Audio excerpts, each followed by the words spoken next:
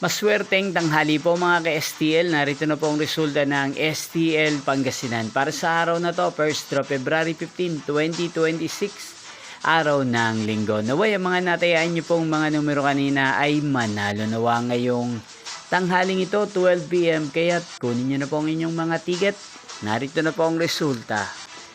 Ang mga numerong nanalo sa STL Pangasinan ngayong tanghaling ito, February 15, 2026, 12 PM, first draw result 15 at 13 in exact order. Again, 15 at 13. At ngayong tanghaling ito sa STL Pangasinan, natin pong i-shoutout si Kuya Kelvin Yungka ng Malasiki, Pangasinan. Shoutout po sa inyo. Sana po ay nasa maayos kayong kalagayan. Ganyan din si Kuya Ryan Ferrer ng Pangasinan. Shoutout po sa inyo.